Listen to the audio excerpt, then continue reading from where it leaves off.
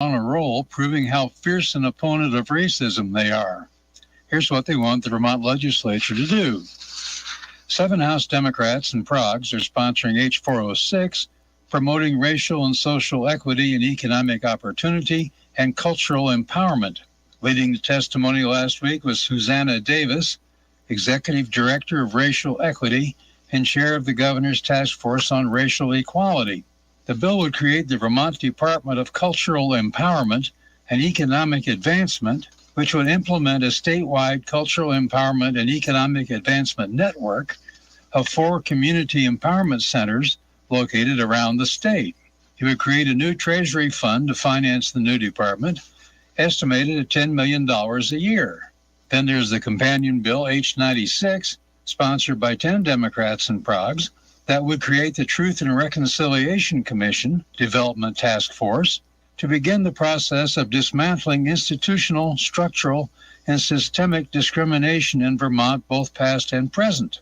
Then there's H273, sponsored by 18 Democrats and Progs, to promote racial and social equity in land access and property ownership through creation of a new board and a $10 million fund. Now, I don't doubt that there's any place totally free of racism over the past 200 years, but the closest you're likely to find such a place is our state of Vermont.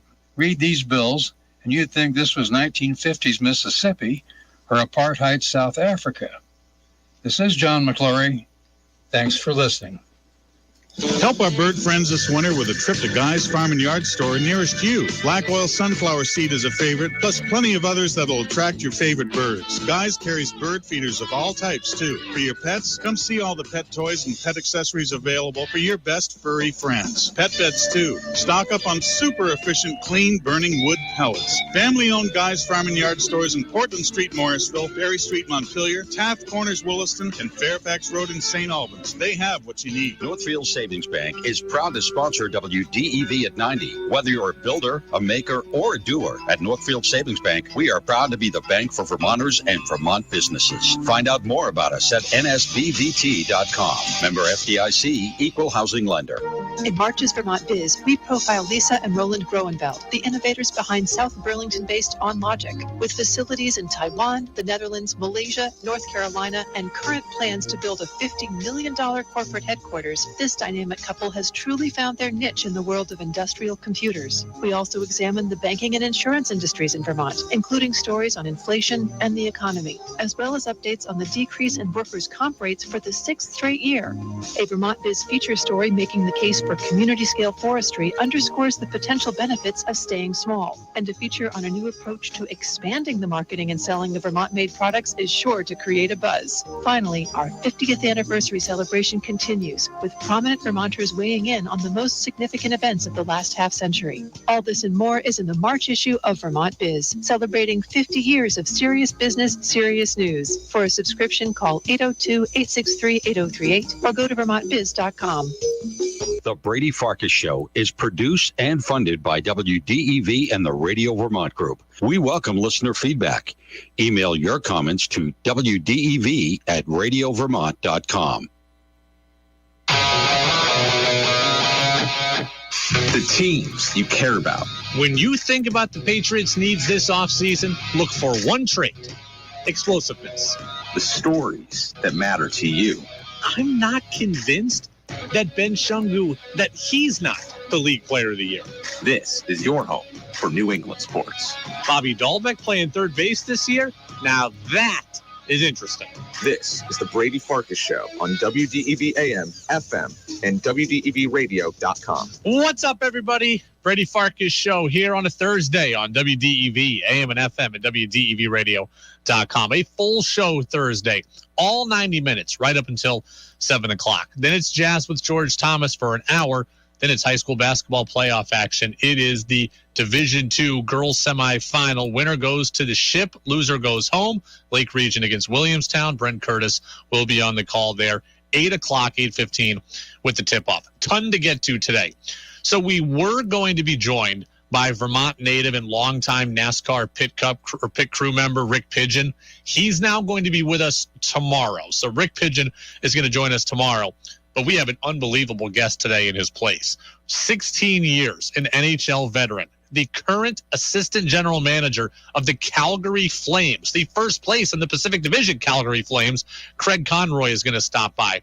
We talked a lot yesterday about the Major League Baseball lockout. Well, Craig Conroy was a veteran player in the 04-05 NHL lockout that cost the entire season. I want to get some background, some perspective, some experience, some memories there from Craig Conroy. He'll be with me at 5:45. You can get in on the Napa Morrisville, Napa Waterbury text line. That's 802-585-3026. It's your locally owned Napa stores in Waterbury and Morrisville. And also, hit us up, Facebook Live, YouTube Live. You can get your comments in there as well. Everybody, let's waste no time. Let go. 5, 4, 3, 2, 1.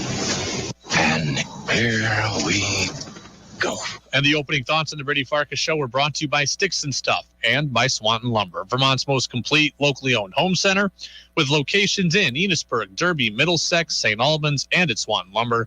They're online at sticksandstuff.com. I am thrilled. I am tickled by one specific thing that I'm hearing out of the NFL Combine when it comes to the Patriots. The New England Patriots, your New England Patriots, my New England Patriots, they are meeting with every wide receiver possible. I am thrilled about that nugget of information. Every time I see a Patriots-related tweet about a meeting in Indianapolis, it's always with a wide receiver. Chris Olave out of Ohio State, John Mechie out of Alabama, Jamison Williams of Alabama, Slade Bolden of Alabama, Wan'Dale Robinson of Kentucky, a guy from Nevada. The Patriots are taking full stock of all of the inventory of wide receivers, and I love that. The Patriots are clearly hearing my and your wish list. This is the thing that I want for the Patriots more than anything this offseason, an explosive playmaker. And the Patriots are looking at all of them. The Patriots are looking at all of the big-name wide receivers at the NFL Combine. And look, these are difference makers potentially. Olave averaged 15 yards per reception for his career for Ohio State. He had 35 career touchdowns. Mechie had 96 catches this year. Jamison Williams had 20 yards per reception, 15 touchdowns this year. These are potential game breakers, and I'm glad the Patriots are talking with them. I'm glad the Patriots are talking with all of them. They should be. I'm glad the Pats are vetting all of them, because you have to overturn every single rock here. The New England Patriots, if they want to get back to AFC East championship caliber, if they want to get back to AFC championship caliber and Super Bowl caliber, they're going to need explosiveness on offense. It's in the damn intro of this show. Explosiveness is the trait that they need to find this offseason, and you have to get it right. The New England Patriots have to take a wide receiver. They have to take a wide receiver high. I'm glad they're meeting with all of them. I'm glad they're uncovering every rock, because they have to get it right. They cannot get it wrong like they got it wrong with N'Keal Harry. It has been long said that Bill Belichick and the Patriots don't draft wide receivers well. You have to get this right. You have to get this one right. If you're going to take a wide receiver at number 21, like I want you to in the first round, it's got to be a home run. You need to find your DK Metcalf, your A.J. Brown, your Terry McLaurin, your Jamar Chase, your difference maker, your Mac Jones, safety blanket, your home run threat. This is the opportunity. You don't need a quarterback in the first round. Look, the Pats got other needs, right? They need a DB. They need an edge rusher. Not in the first round. They need a wideout. They need somebody that can help Mac Jones grow in the way that A.J. Brown has, look, say what you want about Tannehill, A.J. Brown has solidified their passing offense. Jamar Chase, is a safety net now for Joe Burrow. Deebo Samuel is a safety net for whoever's playing quarterback in San Francisco. The Pats need their guy. The fact that they're meeting with all these wideouts makes me thrilled. And Freddie Coleman of ESPN Radio talked about it a little bit more with me yesterday. It should mean something because that means you believe in Mac Jones as your quarterback, and you're going to provide him with more pieces where you're not just trying to out-scheme people or just run the football and protect them. I think we're going to clearly see Mac Jones take another step up because the offense can be more open where he can do different things and not just play it close to the vest. So, Freddie, I disagree a tiny bit with I agree with a lot of what Freddie just said, but I don't think that all of these meetings show your ultimate trust in Mac Jones. I think what it shows is that the Patriots know that Mac Jones needs help. All quarterbacks needs help, especially young quarterbacks. You need to get them playmakers, and you need to get them guys that can carry some of the load. Mac Jones can't and won't ever be able to do it all himself. And while it's nice to have this image of a lone wolf quarterback who can put everybody on his back, that's not reality. Not in the NFL. Maybe in college it can be a reality, but not in the NFL. I want the Patriots to have explosive playmakers that can take some pressure off Mac Jones and that can take some of the load off of his shoulder. He's not good enough. Okay? He's not good enough to do it himself. He's not good enough to do it with subpar or average talent. He might not even be good enough to do it with slightly above average talent. They're going to need great talent around him. Remember this. I've compared Mac Jones to Kirk Cousins a lot over here in the last 6 months. Kirk Cousins has Justin Jefferson, Adam Thielen, and had Stephon Diggs and Dalvin Cook and has been in the playoffs one time. So just having great talent, that doesn't guarantee anything. It gets you closer. Mac Jones needs all the help that he can get, and taking a wide receiver will help him get that help. I need a guy who can take a bubble screen where you throw it even at the line of scrimmage and can turn it into 14 yards. I need a guy who can take the play action and catch a 15-yard post and run across the field and take it for 37. I need a guy who can come back on the curl, plant in the ground, turn the other way, and turn an 8-yard gain into 12. And then I need a guy who can catch a slant and run across the field and go for, turn a 5-yard pass into 55. The Pats need that kind of playmaker, and this is their chance to do it. I want the Patriots to be physical. I want the Patriots to run the football. I want them to be able to bully you up front, but I also want them to be able to make you pay. Last year, the Patriots were so run dependent, and that was the right way for them to play. They were so run dependent, though, that teams would stack the box, teams would try to take the run away, and teams would dare you to beat them down the field. I couldn't do it last year. I need to be able to do it this year. This is the chance. This is the opportunity. You talk about how can you beat Buffalo? How can you beat Kansas City? How can you beat Cincinnati? You're not gonna shut them out on defense. You're gonna have to be able to play representative defense, and you're gonna have to be able to score. I think the Patriots days, look, they're not gonna beat the elite teams in the AFC 17-13. This year, with their soft schedule and some of the breaks they got in their schedule, they could play that way. They could play it close to the vest, win it 20-16, 19-13, 16-10. They could do that. Next year, when they play a really difficult schedule, it's not going to be that way. They're going to have to win games 34-27. They're going to have to win games 30-28. There aren't going to be a whole lot of pushovers on the Patriots schedule. I know the draft hasn't happened yet, and I know free agency hasn't happened yet, so the full schedule thing is a largely futile exercise. But when I conceptualize the schedule for the Pats in my head, I'm like, they're going to have to score. And a top-flight wideout can help them be able to accomplish that. I mean, look at the Patriots schedule from next year. They got to play Buffalo twice. That's going to be two tough matchups right there. They got to play the AFC. See, they got to play the AFC North next year. They're going to see. No, they do. Yes, they do. AFC North, yeah, right? Pittsburgh, AFC. They play the AFC. It's the AFC West. I've lost track at this point now. But the bottom line is this. The Pats are going to play a difficult schedule. They're going to play, yes, they're going to play the AFC North. They're going to see Cincinnati. They're going to see Baltimore. They're going to see Cleveland, who has a good roster again. They're going to see Pittsburgh, and I don't know what happens with them. In the NFC, they're going to see the NFC North. They're going to see Green Bay. They're going to see Chicago with Justin Fields. It's going to be a situation where you've got to score points. The Pats need these playmakers. And stepping back to a little something we talked about earlier this week, all of these meetings for the Patriots with all these wide receivers, they proved to me that I wouldn't make that Calvin Ridley deal we talked about earlier this week. Remember Bill Barnwell of ESPN? We talked about this, but he had a proposal out there. Pats trade Chase Winovich and a second-round pick for Calvin Ridley with Atlanta. This is why I wouldn't do it. The Pats are actively looking at every wide receiver. First round, it's an option. Second round, it's an option.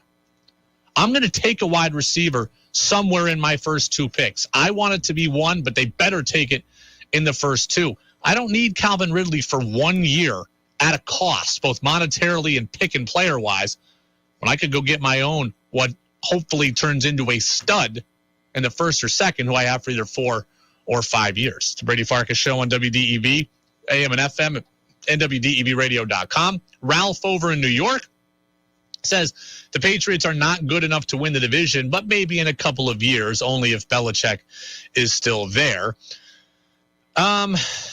I hesitate to say that good teams can't win the division.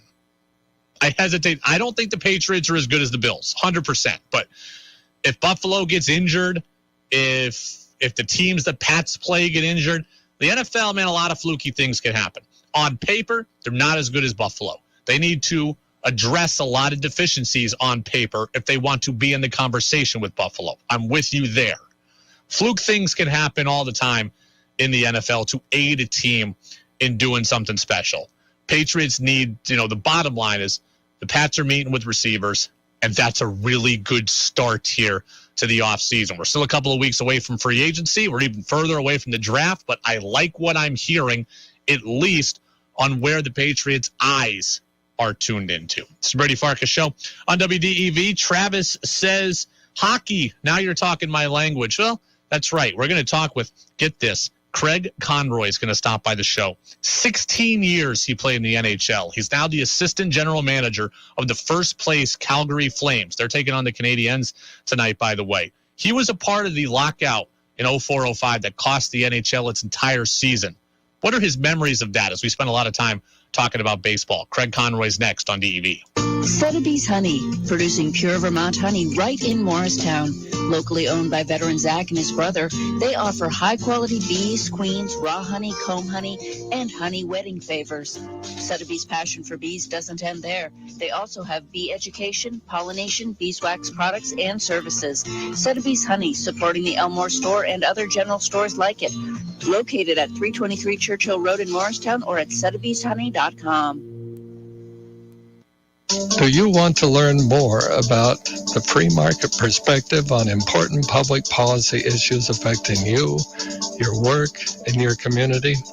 I'm Bill Sayre, and I hope you'll do so by joining me in conversation with Vermont opinion leaders as we discuss how best to make Vermont an ever better and more affordable place to live and work. Common Sense Radio with Bill Sayre, weekdays 11 till noon. Want Brady to hear your opinion on the sports stories of the day? Text in at 802-585-3026. This is Field Yates of ESPN, and you're listening to the Brady Farkas Show on WDEV Radio and the WDEV app. Thank you very much, Field. Welcome back in. Brady Farkas Show on WDEV, AM and FM, and WDEVradio.com. Reminder, longtime NASCAR pit crew member and Vermont native Rick Pigeon is going to stop by tomorrow now. We had teased he was going to be with us today, but he's going to be with us tomorrow. Right now on the phone line, we've got a excellent substitute for Rick Pigeon. It's Craig Conroy. He's stopping by with us. We do have Craig queued up, former NHL player, 16 years in the league with the Calgary Flames, the Blues, the Kings, the Habs. He represented Team USA at the 06 Olympics. He also played in the Stanley Cup Finals in 03-04. and now he's the assistant general manager of the first place in the Pacific Division Calgary Flames. Craig, thanks for being with us today. How are you? Good. How are you doing, Brady? Good. I appreciate you being with us. I have a multitude of things that I want to ask you, and I want to draw on your experiences as both a player and an executive. But we've been talking a lot this week about the Major League Baseball lockout, and you had experience in the 04-05 NHL lockout that cost you guys the whole season. What was that experience like for you as a player? Kind of the waiting, and then eventually realizing you were going to miss an entire season of your career. It was tough. That's the hardest part, is the uncertainty.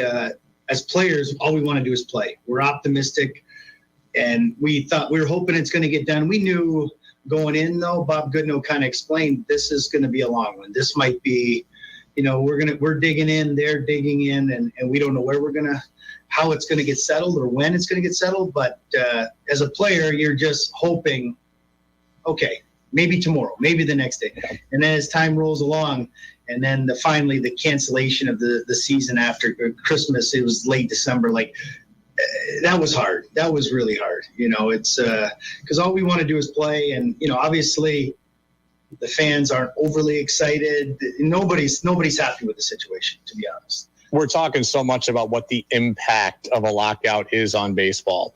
What did you think the impact was on the sport of hockey? I do think it took a little while. It did. You'd love to see everything was back to normal and things were great again. But you'd go in arenas and they weren't as full as they were. People were a little bit down on us, on the owners, on the sport. And, we just had to win them back. And it was hard. And, people get frustrated. Fans get frustrated. They want to just watch their teams. They want to see, just like with cancellation of some games, I can imagine there's some baseball fans that are season ticket holders that aren't happy right now. Like, I don't even want my tickets. That's kind of, so you have to win them back, and it's never easy, and it's both sides. It's not just, now I've done both sides, so now I know, but it hurts the fans in the sport. You were an established player at the time of the NHL situation. You'd been in the league for a number of years at that point. How did the lockout impact various players at different points of their career? The young guys especially, I think this is going to be really hard on in baseball. What was it like for you personally, professionally, financially versus some other guys in the union? At my point, I just signed with the LA free agent. So I signed a 4-year deal with LA. The hard part for me was I was getting a little older. So when I went to I was going to maybe go play in Europe. It was going to cost me almost more money in insurance money than I could, so it didn't make sense to go over to Europe. I actually even looked at Manchester was LA's farm league team. And yes. And they had a few injuries. So Dave Taylor called me and said, "Hey, do you want to play?" I said, "Yeah." I didn't think about it. And then I talked to the union, they own the team, Craig. So I didn't go, but at some point you just want to play. That's what we do. So it was hard to sit home and train. And, especially for us, we just lost in Game 7 of the Stanley Cup Finals. So we wanted to get back. I wanted to start playing again and put that negative thing out of my mind, and to miss a whole year. It just seemed like that continued to drag on. And that was the toughest part. My last question on the lockout. Were you the player rep for Calgary at the time that this was going on? And if you weren't, what were the conversations like with your player rep? Yeah, Andy Ferentz was actually the player rep in Calgary. And Andy was more vocal than most, and that we wanted to get back and play. We wanted to get back to the table. And our owner, Harley Hotchkiss, was a big part of it. When Trevor Linden and Harley kind of got together, I think that's how the needle got moved, and it ends up not getting resolved, but a year later. But yeah, I think, deep down we were willing to wait another, Bob was talking about maybe another year. That was tough to hear. I think when we heard that, that's when some guys said, "Hey, we can't miss 2 years. Like, we have to come to the table. We have to come up with some kind of agreement, and we have to get playing again." Because I can't imagine what would happen if it was, 2 years time. That would have been crazy. But yeah, we would get information daily. We knew what was going on. We weren't in the meetings, but you had everything happening we had all that information and then we could make a decision. I mean, it was pretty heated too. I mean, you have guys on both sides arguing, fighting, it was crazy. I mean, it really was. It was not a lot of fun, but, we got it settled and we're back and the game's better than ever. So, just happy. Hopefully we never see another one in hockey. And I feel bad for baseball. We're talking with Craig Conroy, 16-year NHL veteran here on the Brady Farkas Show, assistant general manager now of the first place in the Pacific Division Calgary Flames here on this Thursday. You mentioned being on the executive side now and kind of seeing it from both sides. What do you know now about, maybe not this specific process because we haven't had one here for a number of years, but what have you learned that kind of maybe changes your opinion from back then? On this side, you see where they want the finances. The players want to get their share. They want to get as much as they can, and obviously, it's a business, so the owners want to make money. They want to be profitable. They don't want to be just taking money out of their pocket. So they got to come up with something that they feel worked for both, and the players are the same. We have to feel, what are we comfortable with doing? I mean, our big thing was we didn't want to take a salary cap. That was the big fight. That's what and we ended up taking a salary cap, and with all the things, it's worked out. But that's what we were fighting for. I mean, you look back now after we took it, we thought maybe if we would have just taken it a little bit quicker. But that was the battle internally. Like, what number, if we do take a hard cap, could it be a soft cap? That was all the discussions that we had. So, on this side, I see where the financial problems are. This is a ticket revenue-based league, and where do we find other financial streams? I mean, that's what we're looking for. And the cap keeps going up, and obviously with the pandemic, and we hadn't had a lot of fans. We just opened up to 100% capacity for tonight's game against Montreal. So there's been financial. So I see the other side where there are, I think sometimes as players, we just think owners have lots of money. It doesn't, we don't really think about it, but I do see some of the hardships that the owners are going through. So I can relate both sides. I mean, I think you got to do something fair for both sides, for sure. What's more painful you to talk about, the lockout or the loss in the 03-04 Cup? I got to say, we're Martin St. Louis people here, being in Vermont. So I know you lost that one to the Lightning. We are Marty people here. So did you ever get over that? That was you know what? It was Marty beat us here in Game 6, and in overtime he scored the one. I was. You think back, and we had two chances to win that thing. So that was probably more tough than the lockout for sure. It was a heartbreaker, but we were running on fumes, and the Lightning, they found a way, and we just couldn't find a way to score another goal there in the last game. I got to say, though, that 03-04 Flames team became like a cult following. I grew up in Albany, New York, and there were Jerome McGinley T-shirts everywhere. Well, you know what? It was just the underdog. Nobody expected us. We hadn't made the playoffs in 7 years. So to get in, I mean, even the city in Calgary, I think they thought, okay, we're going to get one or two. We're guaranteed 2 home playoff games. Maybe we get 3. And then as we kind of won the first round, and then we're playing the President's Trophy, Detroit in the second, to beat them, I think the whole city was like, whoa, what's going on here? Like, this is something. And then San Jose. And I really felt we were destined to win that thing. And obviously, Tampa had some not easier, but they won it. They swept a series. They won in 5. All our series were like 6 and 7 games and triple overtimes. And we really didn't, we had a bunch of injuries at the end. Even, Sean Donovan missed the last game, a huge part of our team. Robin Regeer had a high ankle sprain, couldn't even walk. I don't even know how he played, to be totally honest. And we had a bunch of guys like that, So I think they were probably a little more fresh and healthy, and they took advantage of it by extending the series to Game 7. Well, let me ask you this. Like I said, we're in Vermont. We got a lot of Bruins fans. We also got a lot of Canadians fans here in the state of Vermont, especially as we push north here. You got to play for the Canadians for a bit, and that's like playing for the Yankees. It's like playing for the Lakers. When you were playing for the Habs, did it feel different? Like, did you feel the history? I know they're your rival now, but look back fondly. No, you know what? That was my favorite team growing up, first of all. So to play in the old Montreal Forum, they had the alumni, even like games that I wouldn't play, I'd be a healthy scratch, I'd work out. The alumni room was right across the hall. So you'd see all the pictures of the legends up above the stalls, but then you could walk in and see all of them would be in that room. It was amazing. like the Richards, Bellevaux, you name it, you'd walk in there, and it was like, people that I grew up idolizing and the legends of the Montreal Canadiens, they're actually just, hi Craig, want a hot dog? They had a little hot dog machine. And it was just so much fun to be a part of it. Hockey night in Canada, sit in the old forum and think this is just a dream come true. So yeah, it was, I only played 13 games there, but it was one of the things that I cherished forever because it was my team. The Habs almost broke Canada's cup drought last year in the pandemic altered season. The Flames are trying to do that this year. You guys are in first place in the Pacific Division. Trade deadline's coming up here in a couple of weeks, so I'm sure you're on the phone constantly trying to improve the squad. But what do the Flames need to do to break that drought?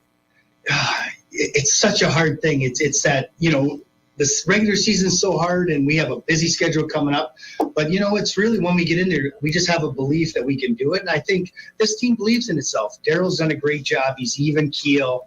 He doesn't let the highs get too high and the lows get too low. So, I believe the guys think we have an opportunity to do something special here, and that's the first thing. So for us to go and make a deal with Montreal, it was nice to do it early and get to Foley in.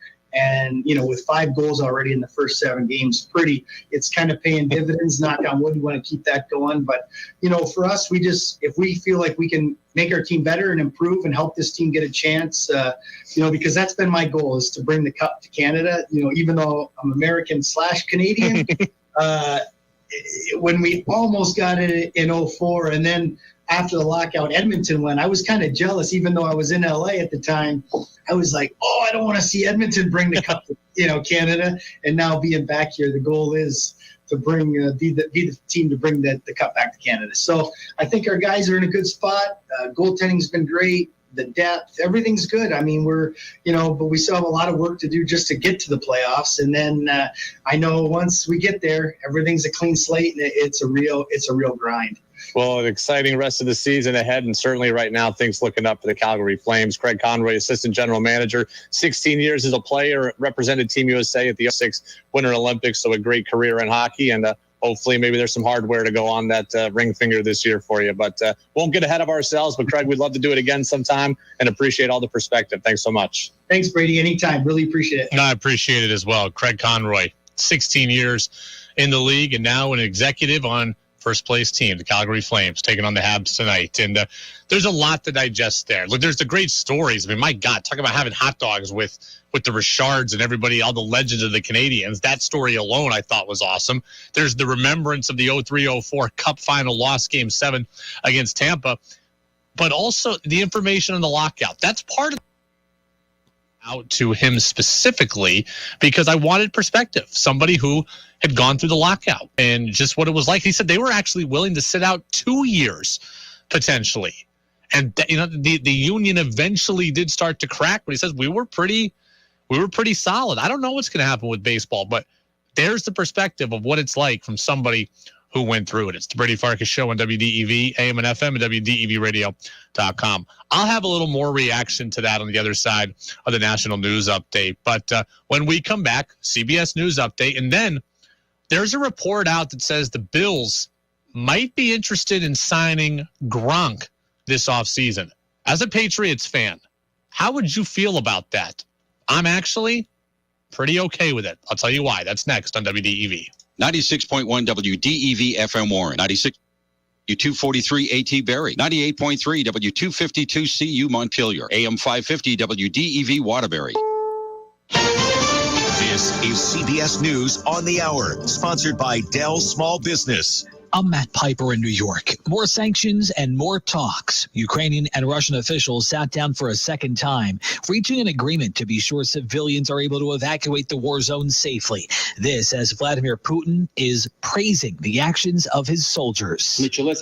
During televised comments, Russia's President Vladimir Putin said operations in Ukraine were going according to plan. Russian forces have taken its first major city, Kherson. They've also surrounded Mariupol, while heavy strikes continue continue and target Kharkiv and just outside the capital, Kyiv. After a second round of peace talks between Russian and Ukrainian negotiators in Belarus, both sides said they'd reached an agreement to create safe civilian evacuation corridors. The Biden administration has announced new sanctions on Russian oligarchs and their families, which include prohibiting travel to the U.S. Skyler Henry, CBS News, Capitol Hill. The CBS News foreign affairs analyst Pamela Falk on the humanitarian toll the war in Ukraine is taking. The United Nations said there's been substantial damage to civilian centers, including a hospital, schools, and kindergartens, with essential infrastructure heavily damaged, cutting off critical supplies and services, including electricity, water, and access to health care. He was the only person charged in connection to the death of Breonna Taylor. Mr. Hankerson, this jury has found you not guilty. This court therefore finds that you are not guilty of these charges.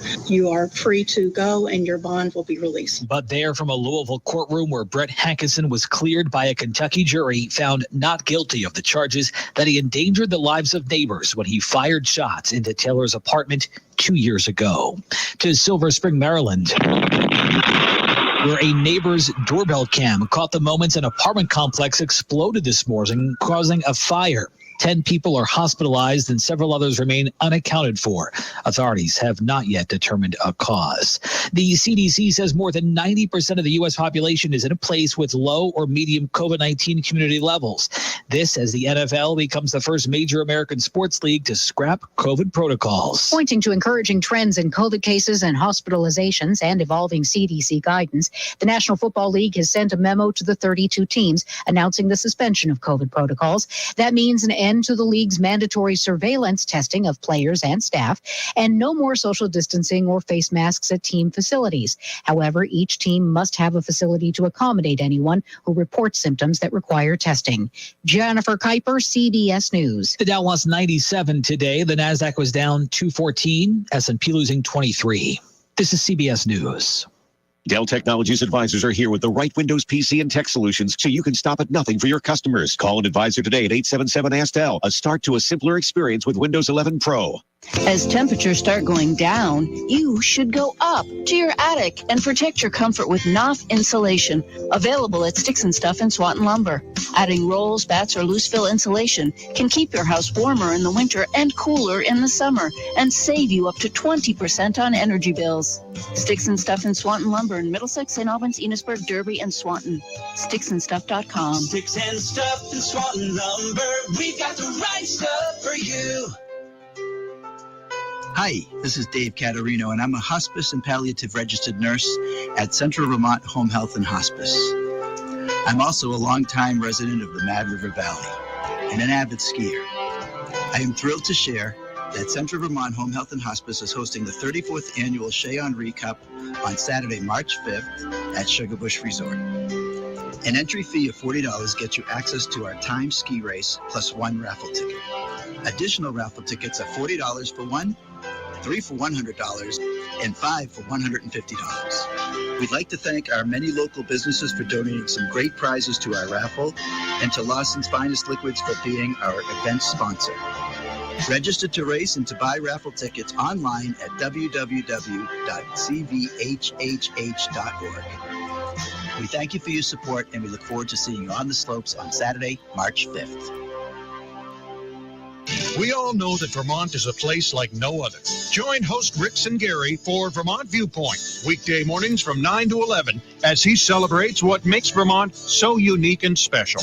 If you can't listen live, you can always listen to the free podcast available at WDEVradio.com.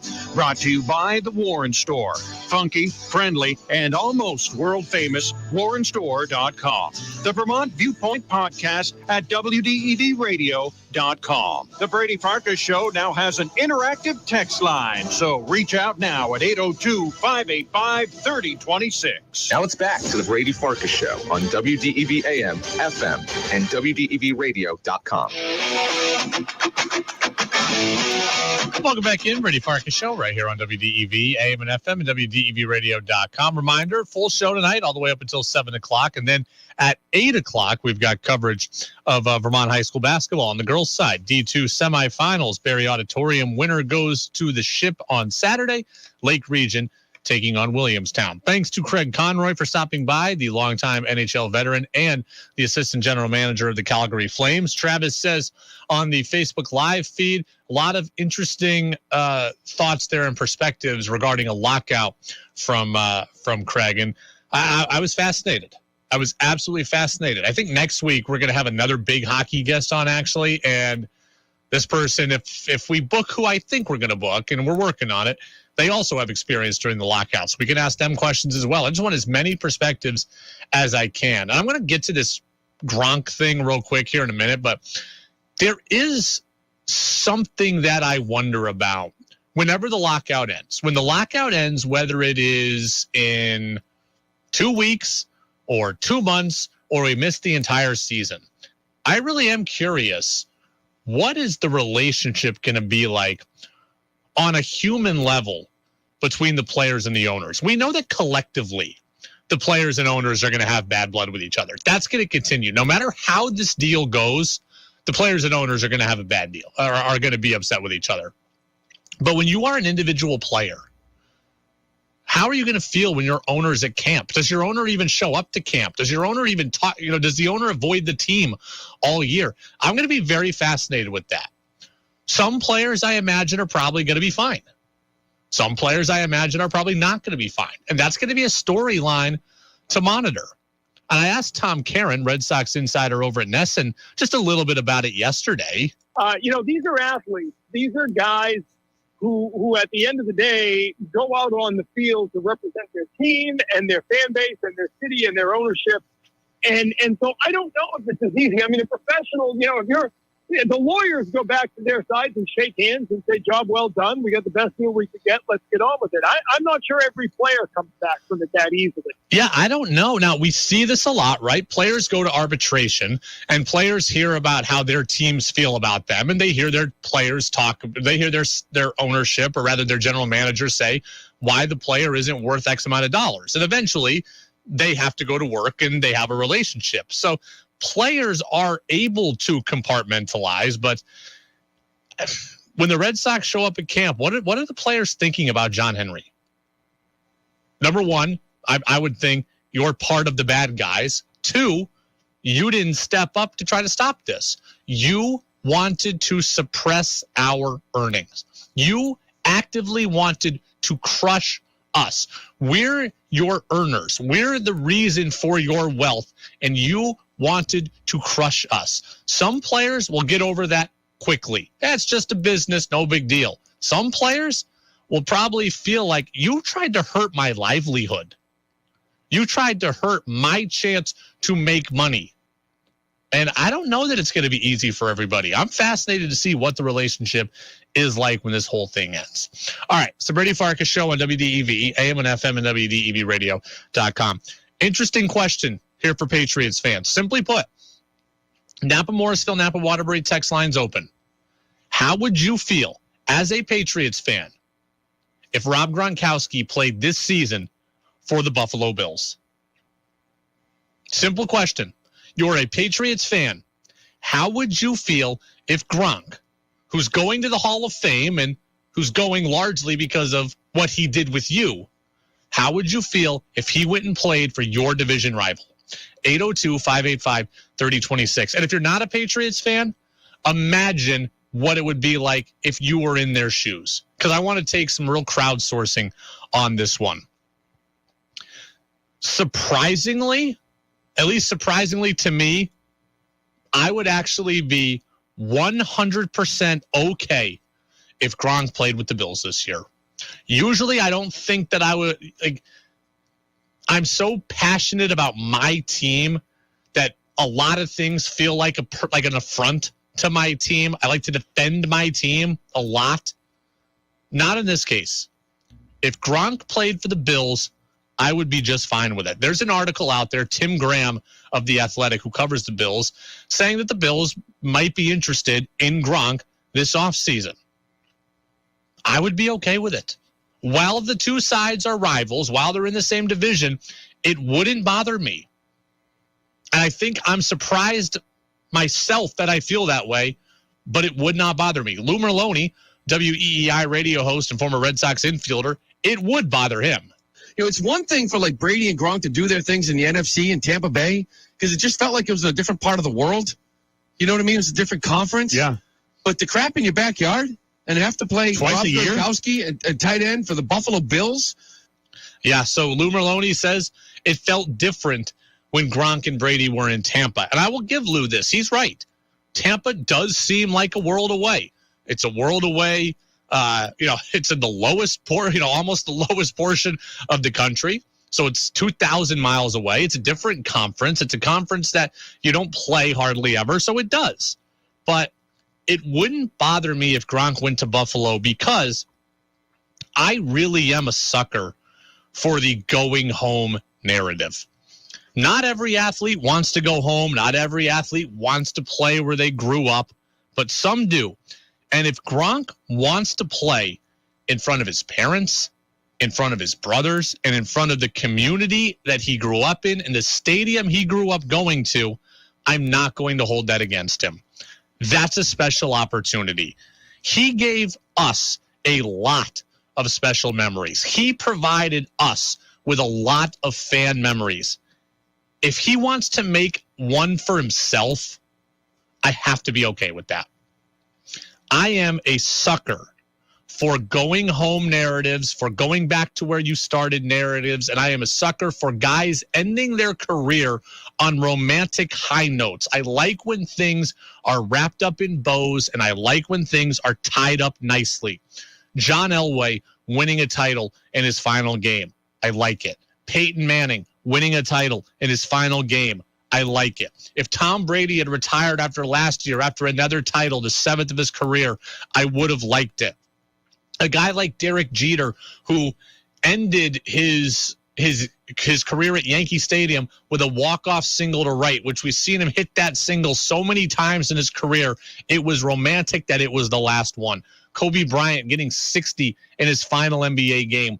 I like when guys go out on top. I like when guys go out on their own terms, and I like when guys go out with great memories. And if Rob Gronkowski gets to go home to Buffalo, where he's from, where he grew up, I can't deny him his great opportunity.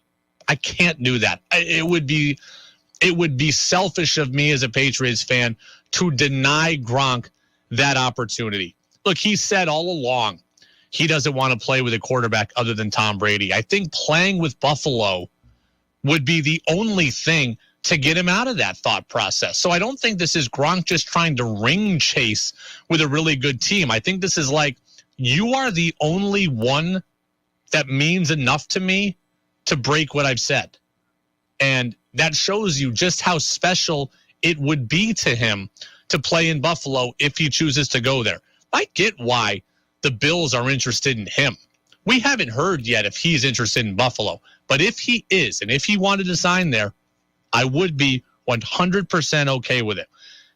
I got to see Ken Griffey come back and play for the Mariners at the end of his career, where he started. It was romantic. It was nice. It was meaningful. I got to see Allen Iverson go back and play for the 76ers and get one more ovation from the Philly crowd. It was special. I like things like that. I can't take that away from you. And while Gronk, yes, would be playing with the quote enemy, I would have to be all right with that. I don't think you're a traitor when you're fulfilling the going home narrative. I just don't. Do you agree with me? Do you disagree with me? 802-585-3026, Napa Morrisville, Napa Waterbury text line. Let's check it out, what people are saying. Anthony says he's not going straight from the Pats to the Bills. I'm fine with it. And you know what? I agree with that thought process as well. And I hope that I'm going to say what I mean to say here, because I know what I'm trying to say in my head. The Buffalo Bills were not a rival of the Patriots for most of Gronk's tenure in New England. For most of that time, the Bills were a doormat. They were insignificant most of the time that Gronk was in Foxborough. So, yes, while they're a rival now, I do just view it differently because I didn't see the Bills as a rival when Gronk was playing. Like, It's not like he was going to a team that he had animosity with and battled with for a decade and all the games were meaningful. That would feel a little bit more traitorous to me. The Bills were a walkover 90% of the matchups that Gronk had with the Patriots. So I don't view it the same way. I like Anthony's point, and I actually jotted that down as a note to myself. If Gronk was on the 2021 Pats and then wanted to go to the 2022 Bills, I'd feel differently about it. The 2021 Pats battled directly with Buffalo for a division title, and it came down to the end of the season, and there was real animosity there. There was real bad blood there, and there was the Monday night game, and they saw each other in the playoffs. That would rub me the wrong way. But Gronk used the Bills as his whipping post for a decade. I didn't see them as a rival. So going there now, multiple years after the fact, it doesn't bother me. It just doesn't. And I don't know if anybody else sees it the way that Anthony and I do, but that is how I see it. Like, the Red Sox and Yankees are always going to be rivals. They've been rivals forever. I looked at Johnny Damon as a traitor when he went from the Red Sox to the Yankees. But later, when Johnny Damon ended his career in Tampa, it didn't bother me at all. I didn't see it that way. The Bills, to me, aren't a long-time rival. So I do view it differently. Like, it's all about history. If Brad Marchand went to the Habs, that would bother me. Long-time Bruins rival. If Brad Marchand went to the Lightning, recent Bruins rival, but it wouldn't hit the same. It just wouldn't. If Aaron Rodgers goes from the Packers to the Bears, that's going to hit different than the Packers to the Lions. Like, just being in the same division doesn't make you a rival. If you've dominated that team forever, I look at it as a little bit differently. And the Patriots dominated the Bills while Gronk was playing here. So I do view it differently. And then 3, kind of lastly and kind of least important of it all, Gronk's not a quarterback.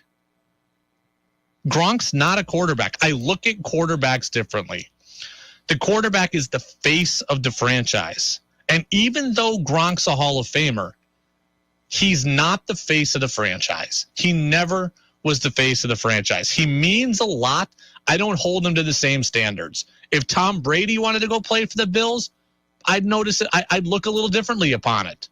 And that's not the going home narrative. Gronk has the going home narrative in his pocket. He's got the fact that it's not the quarterback. And 3, that, again, he's not jumping straight from the Pats to the Bills. 802-585-3026. Napa Morrisville, Napa Waterbury text line. All right. It's a similar conversation here. Let's get to who's saying what. Whoa, whoa, whoa. What did he say? Mac Jones? Good Lord. Mel Kiper's got to slow down on this. Mac Jones ain't going to work, folks. It's not going to work. He's got to come to terms with it. It's not going to work. They really said that? Every damn thing is politics and race, and I'm losing my mind over it. It's time for Who's Saying What on the Brady Farkas Show on WDEV AM, FM, and WDEVradio.com. Who's Saying What? Brought to you by Vermont Laser Wash, which is Central Vermont's home of unlimited car washes, beginning at only $20 a month. Unlimited car washes, $20 a month. If you want just one free one and you haven't redeemed it yet, text the word Vermont to the number 30 and then 400. So the number is 30 and then 400. Text the word Vermont and you will get one free car wash from Vermont Laser Wash. On a similar note, kind of to what we're talking about Gronk maybe changing teams. What if Tom Brady wanted to come out of retirement? Bruce Arians, the head coach of the Buccaneers this week, said he would not trade Tom Brady. Remember how this works. Brady retired with 1 year left on his contract. So the Buccaneers own Tom Brady's rights. So if Tom Brady wants to come out of retirement and play for the Bucs, no problem. If he wants to come out of retirement and play anywhere else, he's got to be traded. And Bruce Arians said, I'm not going to trade Tom Brady. No, bad business. Bad business to trade Tom Brady, he says. How do you feel about that? 802-585-3026. Bruce Arians and the Bucs own Tom Brady's rights. If Tom Brady wants to come out of retirement to play somewhere else, should the Buccaneers accommodate him? And I hear all these rumors. Mike Florio, Pro Football Talk, I heard him the other day say he thinks Tom Brady's going to come out of retirement, and he thinks he's going to play for the San Francisco 49ers. Well, Bruce Arians now says he's not going to trade Tom Brady. So how does this sit with you?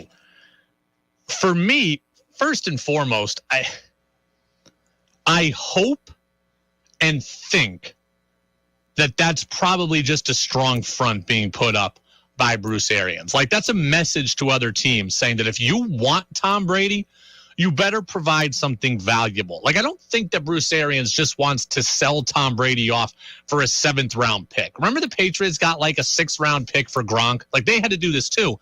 I don't think that Bruce Arians wants that. I think he's saying you better pony up with something of real value or don't bother coming up at all. I think that this is Bruce Arians putting up a strong front. I think that it is probably a sign to other teams that you better be giving us something of importance.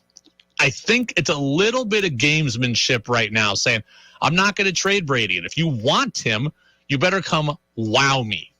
So that was my first reaction. And secondly, my reaction is it better be a front.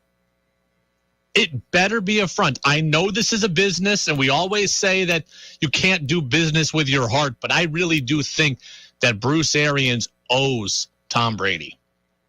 If Tom Brady wants to come out of retirement and wants to go play for somebody else, specifically the 49ers, because of the going home narrative, I think that Tom Brady is owed that by Bruce Arians. If Tom Brady wanted to go play for Carolina or Atlanta, I don't know that I'd feel that way. If it's San Francisco, I think Brady is owed it. I think Brady deserves it. Tom Brady brought Bruce Arians a championship, finally. Tom Brady brought the Bucs a championship for the first time in more than 15 years, finally.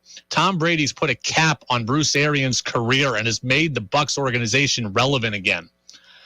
If Tom Brady wanted to come out of retirement to go play for the 49ers, his hometown team, I think Tom Brady would be owed that by Bruce Arians. By the way, we should also remember this.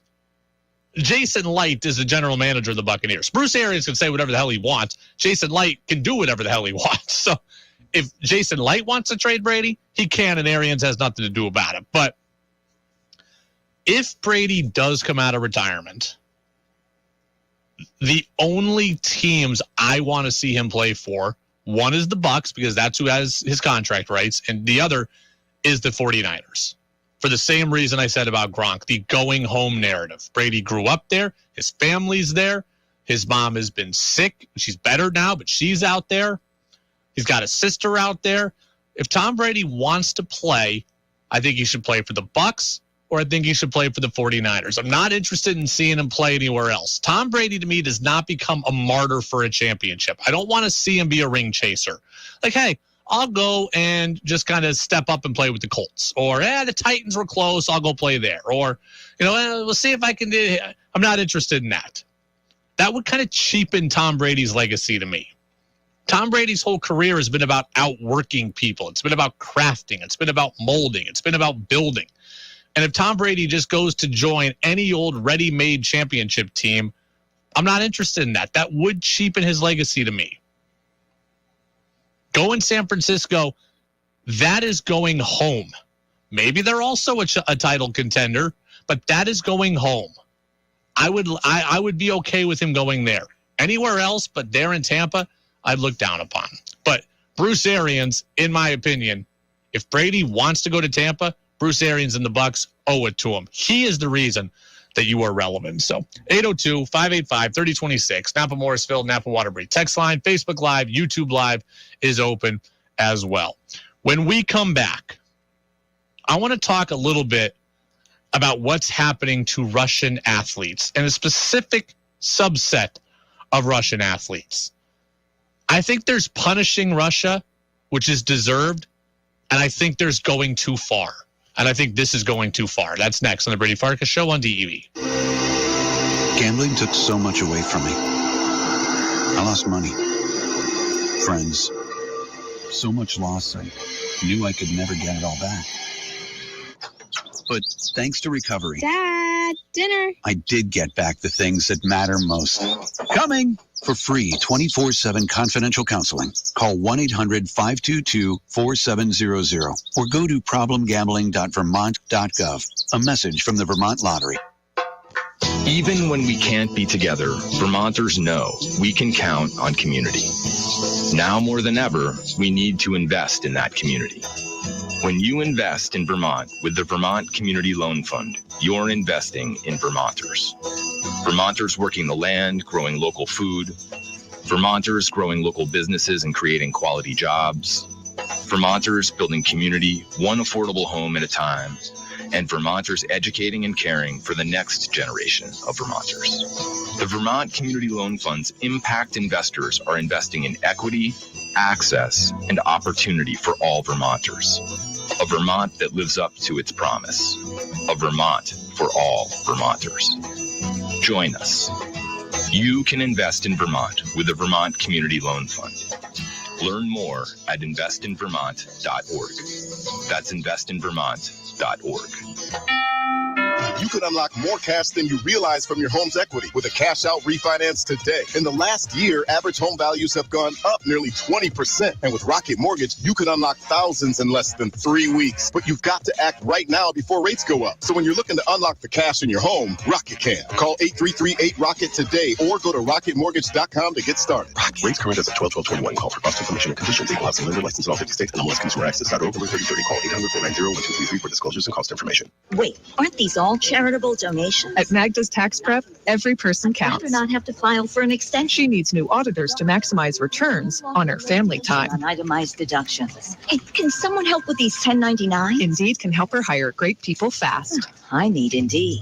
Indeed you do. Our hiring platform instantly connects you with quality candidates whose resumes on Indeed match your job description. Visit Indeed.com/credit and get $75 towards your first sponsored job. Terms and conditions apply. Just because you're away from your radio or out of our broadcast range doesn't mean you have to miss out. Listen live on the WDEV stream, brought to you by AARP Vermont. WDEV's morning, midday, and afternoon news services, Vermont Viewpoint, and the Brady Farkas Show can all be found on the WDEV stream at WDEVradio.com. Brought to you by AARP Vermont, working to bring down the cost of prescription drugs for all Americans. AARP.org/VT. Think you know sports better than Brady does? Text in with your thoughts at 802-585-3026. Now it's back to the Brady Farkas Show on WDEV AM, FM, and WDEVradio.com. Welcome back in. Brady Farkas Show right here on WDEV AM and FM and WDEVradio.com. The show brought to you by Pro Driver Training. That's Vermont's premier truck driver training school. Online, prodrivercdl.com. They've got facilities up in Enosburg as well as Milton. If you're looking for the next step in your career, that could just be the best next step in your career. We go up until 7 o'clock.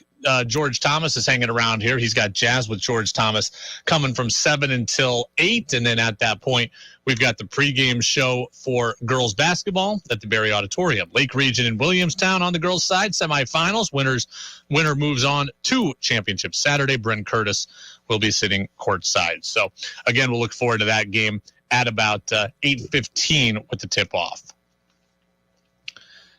You know, there's doing the right thing. There's sending a message, and then there's going too far. And I think we're getting to the point where we're going too far in how we handle things with a certain population of Russian athletes. Did you see this today?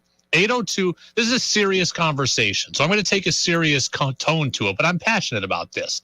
802-585-3026, Napa Morrisville, Napa Waterbury text line, Facebook Live, YouTube Live is open as well. I want your input here. Did you see this story? The Canadian Hockey League is expected to announce rules that will bar Russian and Belarusian players from this year's import draft. So this is going to ban 16 and 17-year-old players from being picked in the Canadian Hockey League import draft this spring. This, to me, and moves like this are going too far. This has always been my position. I'm not in the business of hurting kids because of the decisions of grown-ups, especially kids that don't have a voice and don't have control. I don't believe that this is the right thing to do. This is too much. You're going to punish 16 and 17-year-olds that would be leaving Russia, that would be getting away from the sphere of influence of Russia and of Vladimir Putin. And you're damaging their opportunities to get out, to see the West, and to see the way of life that we all desire to be the predominant way of life. These kids want to play hockey, and they want to play hockey at the highest level possible. They wouldn't be representing Russia. They'd be representing themselves. They wouldn't be representing Belarus. They'd be representing themselves. They can't help where they were born or where their parents choose to take up residence, just like you or I couldn't at age 16 either. And frankly, from what I have read on this whole thing, Russia doesn't really like when their young players leave Russia. So really, you'd be doing them a solid by telling them to stay there. They want their players in Russia. They don't want them in North America at that age. They want them to stay there and play in their own league. So if you want to feed, the Russian sports ego or whatever, keeping them there is actually, kind of working against you. Look, economic sanctions designed to cripple the Russian economy, fine. Economic sanctions designed to cripple the Russian economy, which then in turn puts societal pressure on Vladimir Putin himself, fine. Not allowing Russia to host major sporting events, taking away the World Juniors, taking away the consideration for the Olympics, taking away figure skating championships, taking away world volleyball championships, all of it deserved. Shouldn't happen. Not allowing the Russian flag to be shown or the anthem to be played at international tennis tournaments that are happening right now. Also, fine with me. That said, hurting kids and their dreams, not necessary, not needed, and not the right move. Look, if you want to ban, I can even get on board, right, with banning the national team. Like, if you don't want Russia's World Cup team playing, Belarus's World Cup team playing, I can get on board with that.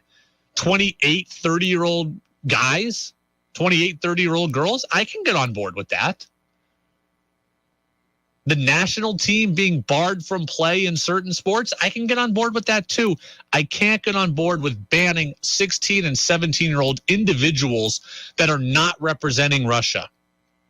I understand what the goal here is. Now, I've been watching a ton of coverage on the war. It's like every non-sports moment that I have, I'm watching the war coverage. I clearly get what the goal is now.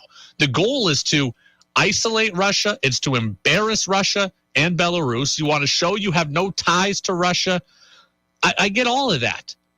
But as is often the case, kids they don't deserve to pay for the sins of adults that are in charge. They have no say over what happens.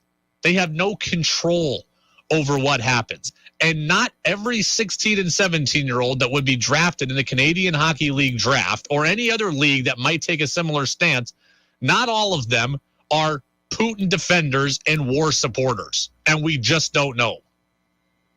I would let these kids in the draft. This just feels like way too much. And I read a story today on ESPN about similar stuff here, and it came from Greg Wyshynski, who I really like, who covers hockey for ESPN. And he said it rightly. What's happening right now, this is discrimination. Discrimination not based on sex, not based on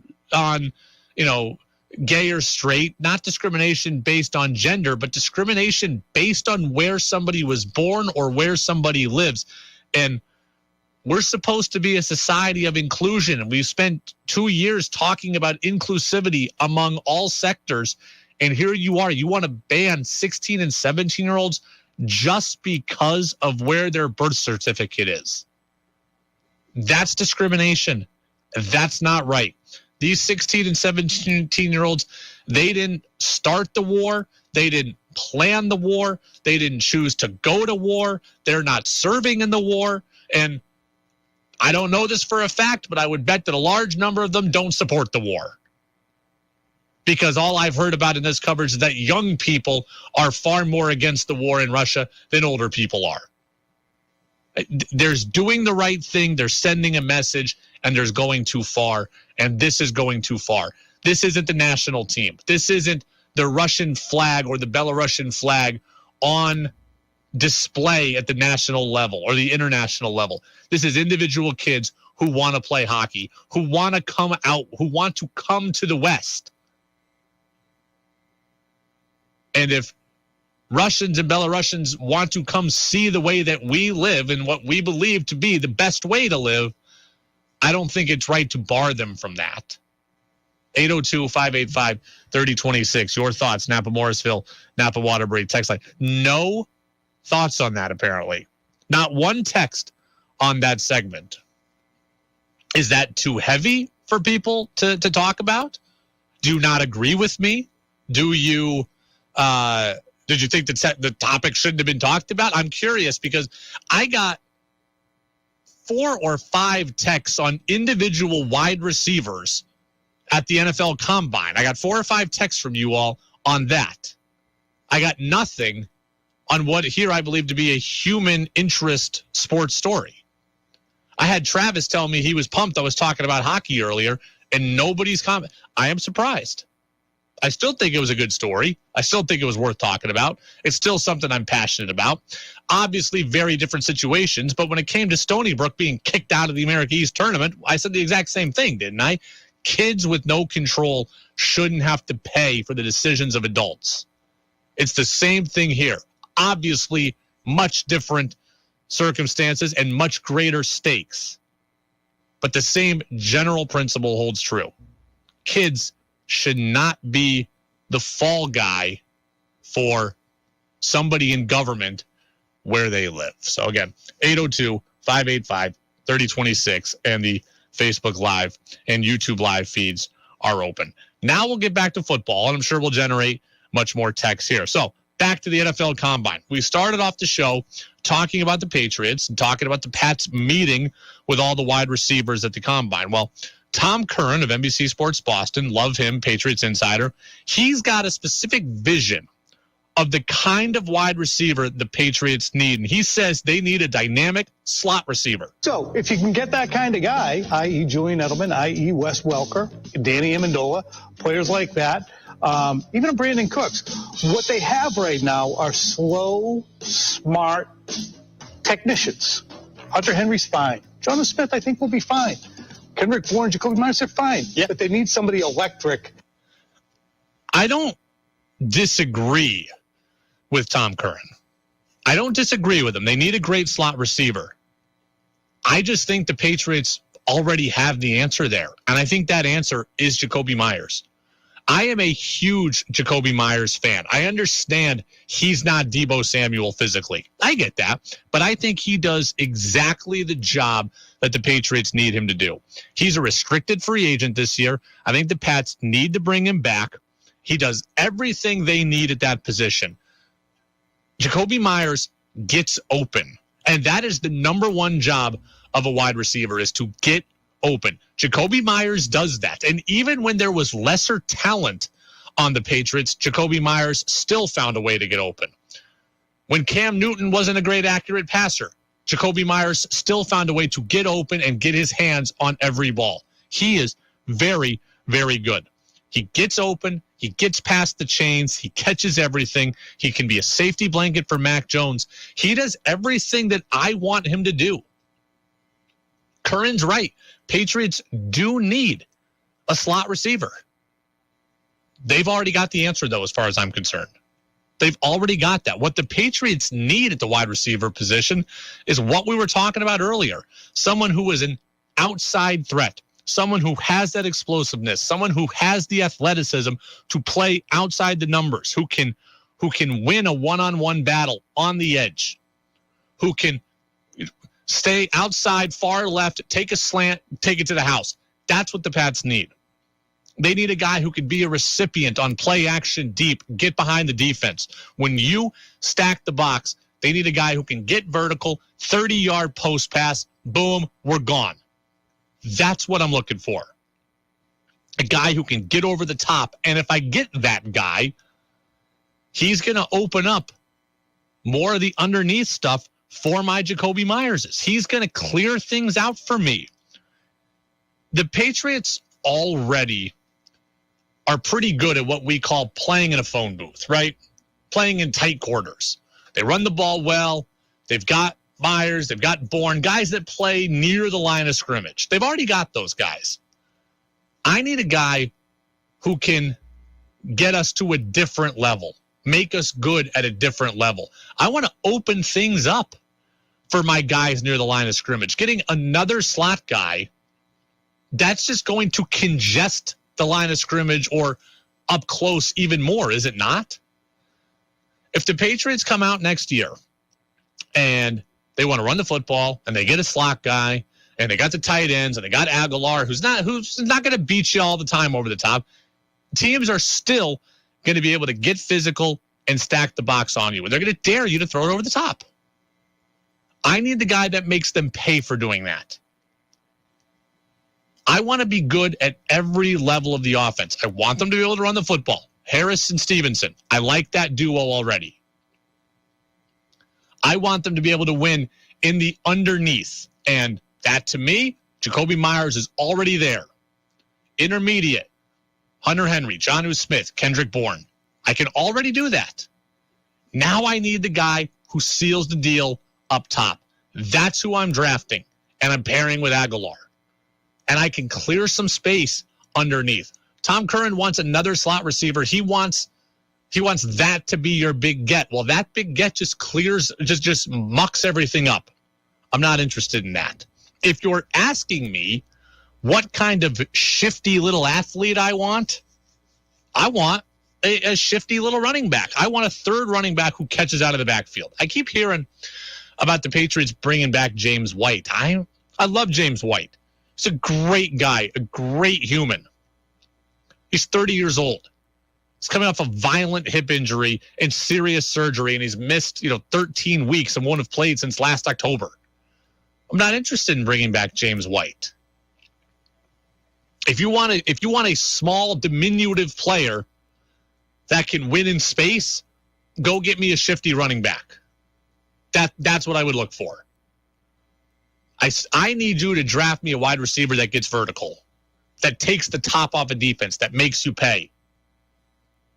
I want to win at every level. Getting me another little wide out. Yeah, as great as Julian Edelman was, like when you're stuck playing with everything near the line of scrimmage, everything just gets gooked up. I don't want that. I want somebody who can play over the top. 802-585-3026, Napa Morrisville, Napa Waterbury. Text line 802-585-3026. Mary and Randolph, I think I gave the number twice there, but I was reading Mary and Randolph's message. We'll get to that in a second. I want to finish up my thoughts here on the Patriots. Again, get me the scat back. That's what I'm looking for. That is what I'm looking for.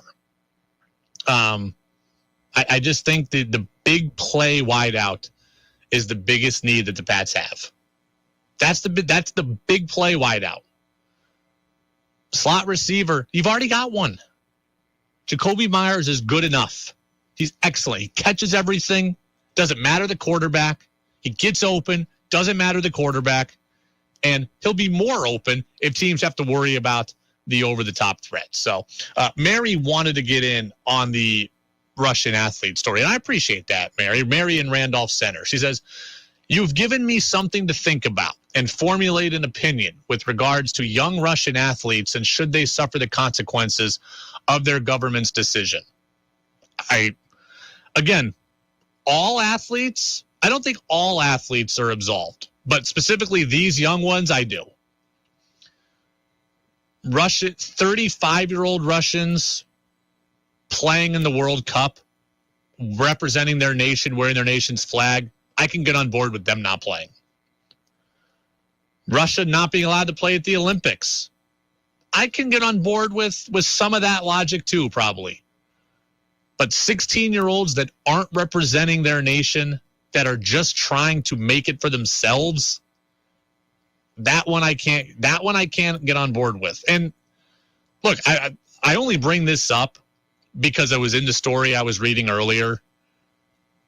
I mean, imagine if young American athletes were banned from things because of us going to war. Right? Like we went to war in Afghanistan and Iraq. Imagine if young Americans were banned from certain things. Young American athletes were banned for certain things because of that. I don't think that we would be okay with it. We would say that those athletes had nothing to do with the choices of their government. And that's how I feel. The 16 and 17-year-olds, I mean, where does it end? Seriously, where does it end? You don't want 16 and 17-year-olds to play in the, you don't want 16 and 17-year-olds to get drafted here. Are 14-year-old figure skaters not allowed to go to junior worlds anymore? Are they banned? Are 12-year-old gymnasts not allowed to go to the European Championships if they exist? I don't know. But, like, where does it end? The national team, that's one thing. The World Cup qualifier, that's one thing. The World Cup of hockey, that's one thing. The World Juniors, that's one thing. Where does it end, though? Like, where do we stop punishing young athletes? Can the 10-year-old go play internationally, but the 12-year-old can't? Can the 12-year-old play, but the 14-year-old can't? The 14-year-old can play, but these 16 and 17-year-olds can't. These are young kids. They had nothing to do with this. And, again, they're trying to come west. They're trying to come west. I read the story that said there's maybe as many as 20 Russian NHL draft prospects that now may not get drafted just because they're Russian. Because teams, I guess, maybe feel uncomfortable bringing Russian players over now. Is that is discrimination, is it not? We always say the best players should be allowed to play, right? The players should be judged on their play and not on their race, not on their sexual orientation, not on this, not on that. You have 20 hockey players that might not get drafted just because of where they were born. Doesn't seem right to me. Doesn't seem right to me. It's the Brady Farkas Show on WDEV, AM and FM, and WDEVradio.com. When we come back, something that has been sticking with me for a week now, something that Freddie Coleman said to me last week about my generation. Is he right or is he wrong? I'll tell you what that is. That's next on DEV. Elmore Mountain Farm is a farm-based handcrafter of natural body care products located in northern Vermont. All of their products are made from the finest natural ingredients and pure essential oils. They work to bring you high-quality products that make you feel good and put a smile on your face. See their products like Elmore Mountain Soap and Lotions at the Elmore store or visit their website at elmoremountainfarm.com. Elmore Mountain Farm. Call 802-888-8585. My sign is a potential customer's first impression, so it needs to be perfect. It's possible at Staples. There are 4 other bakeries within 5 blocks of here. My shop needs to stand out. Also possible. With Staples print and marketing services, small businesses can print big with wide format signs and banners. Right now, get $10 off custom printed signs, banners, and posters when you spend $50 or more. Create your sign at Staples, the working and learning store. Ends 3/26. Visit staples.com/signage for details. exits. Are you wasting money on a timeshare you rarely use? Cancel it with Titan Exit Group. Get a free consultation and see how they can stop the never-ending maintenance fees and mortgage payments. In fact, if your timeshare contract is not terminated, you owe nothing, so you have nothing to lose. But those monthly fees. Get legally released from your timeshare, 100% guaranteed. Call now for your free consultation at 800-200-0894. 800-200-0894. Hey there, I'm Lance Bass, and this is Chip. For more than 100 years, American Humane has been on the front lines protecting animals in times of crisis. From Pearl Harbor to 9/11, the California wildfires, and the coronavirus pandemic. American Humane Rescue has provided life-saving assistance for animals in virtually every major national disaster. If you're anything like me, your pets mean the world to you. And if disaster strikes, you want to keep them safe. To prepare for an oncoming disaster, ensure your pet has secure and up-to-date identification. And if you must evacuate, remember to take your disaster preparedness kit with you. To learn more about disaster planning and how to keep your best friends safe, please visit AmericanHumane.org. Price drop on fun and fitness deals on the WDEV Trading Post online marketplace. Get in shape with a 1-year membership to the Swimming Hole in Stowe. Normally $850, now just $350. That's less than $1 a day.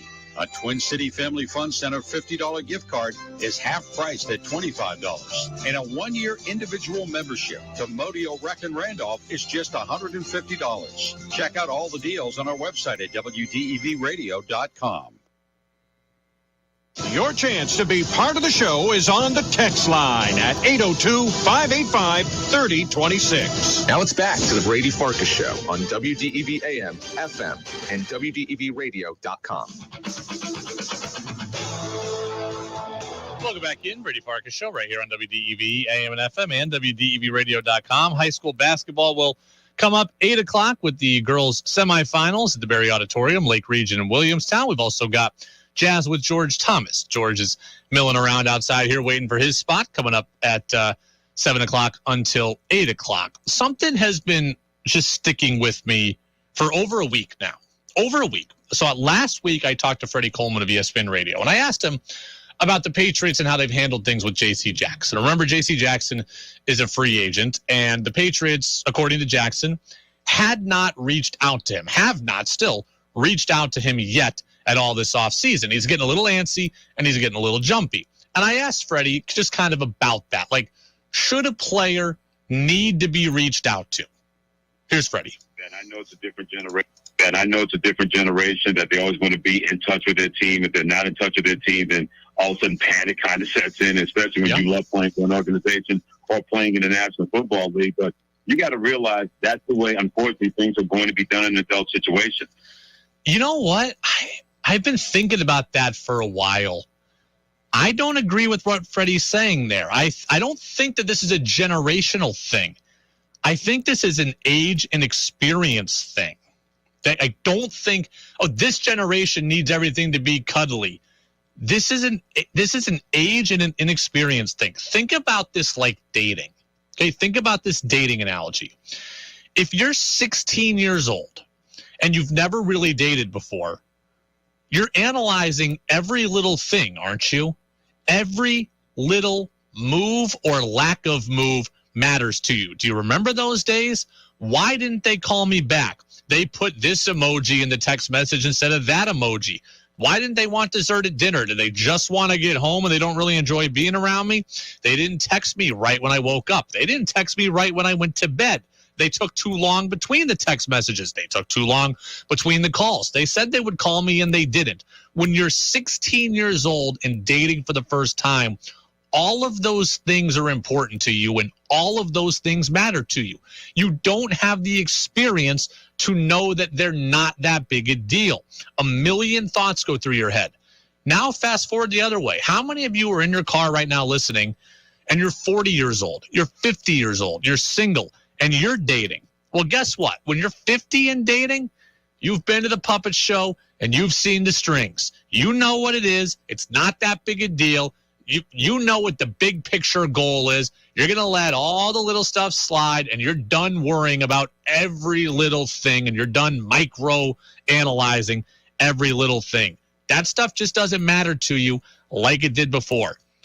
J.C. Jackson's never been through this before. He's never been an unrestricted free agent. He's never had it where he's got the opportunity to make generational money.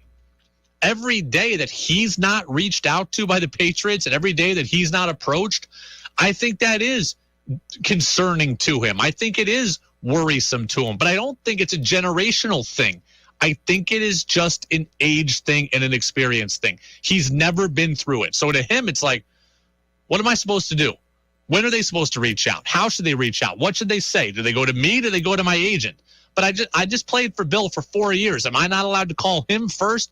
I think it's all like that. When you're 32 and you've been through free agency 2 or 3 times, you've been cut and you've been released and you've been this and you've been traded. You're like, hey, man, it's a business. I'll let the agent take care of everything.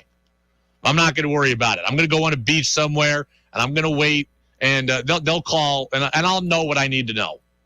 So I've been thinking about that for a week now. So I had to say I've had that listed on a list of possible topics to talk about here for a week. So it is the Brady Farkas Show and WDEV AM and FM and WDEVradio.com. Frank says, when you're 60, you see who is pulling the strings. So there you go. 802-585-3026. Steve says on the text line, no interest in any Russian of any age playing. They should all be banned. We cannot pick and choose. Their country is committing war crimes, including killing children in Ukraine. Those children will never get a chance to play. I totally disagree with you. Plus, just think of how they will be treated. They will be unmercifully booed. And I think that is not right either. So, Steve, I appreciate the message. I don't believe that 16-year-olds who had nothing to do with this should be banned from playing in a league where they're not representing their country. I appreciate the thought. I appreciate the message. What they're doing in Ukraine is not right, but it is not these players' decision. As for how we treat them, I would say that would be a fault of human society then. I mean, I read the story today after, I think it was Afghanistan, like the fans in Montreal booed the national anthem. Did those players on whatever team the Canadians were playing deserve that? I would say no. They didn't make the decision. So, but again, these are 16-year-olds, not professionals. So there you go. Jazz with George Thomas is coming up next. Thanks to everybody who got in on the text line. Thanks to everybody who got in on the Facebook Live chat and YouTube Live as well. George Thomas is getting ready to kick me out. He's coming in. High school basketball with Brent Curtis. That's coming up tonight. Coverage begins at 8 o'clock here on WDEV AM and FM. WDEV at 90 is brought to you in part by New England Municipal Resource Center, NEMRIC, proudly supporting local government, local businesses, and WDEV.